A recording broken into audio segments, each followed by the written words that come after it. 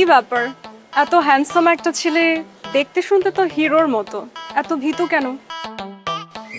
না মানে মনে সাহস না থাকলে প্রকৃতির সৌন্দর্য দেখবে কি করে? চোখ থাকতেও অন্ধ মনে হবে নিজেকে। হে তো দেখতেছি মেঘ না চাইতেই বৃষ্টি। অনেক নিজেরে কন্ট্রোল কর, ভুল কইরাও মালটারে হাত ছাড়া করিস না। কি হলো, কথা বন্ধ হয়ে গেল কেন?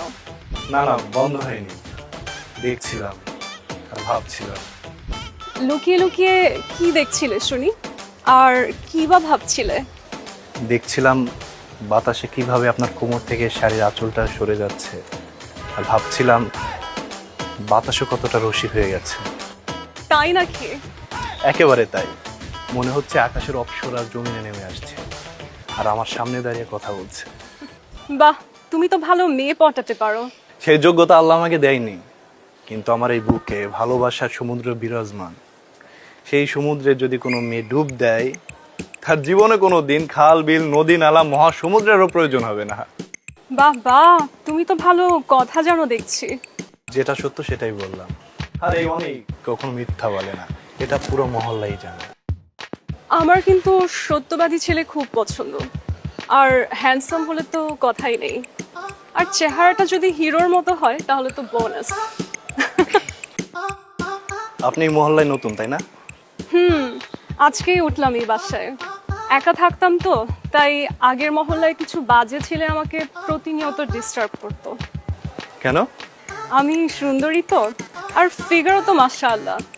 তোমার মতো অনেক ছেলে সেখানে আমাকে বলে টিজ করতো। আমি মেয়ে মানুষ, কিছুতেই খুলে ঘুমাতে পারতাম না। তাহলে? তাহলে আর কি, ওরা জানালায় ইটের টুকরো ছুঁড়ে মারতো, আমি বাধ্য হয়ে জানালা খুলে না রেখে উল্টো বন্ধ করে ঘুমাতাম। ও, আপনি জানালার কথা বলছিলেন, মানে জানালা খুলে ঘুমানোর কথা বলছিলেন। হ্যাঁ, আমি আরো কত কিছু ভাইবে ফেলাইছি।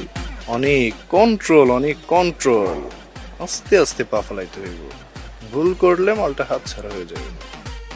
তুমি আবার অন্য কিছু ভাবনি তো? না না, অন্য কিছু ভাববো কেন? আপনি তাহলে এখানে একা, মানে একাই থাকবেন? কি করব বলো, আমার তো স্বামী বিদেশ। কি? স্বামী বিদেশ? বিয়ের পরপরই চলে গেছে, তাই তো আমি এখানে একা, আর আমার স্বামী বিদেশে। তাহলে তো কোনো কথাই নেই।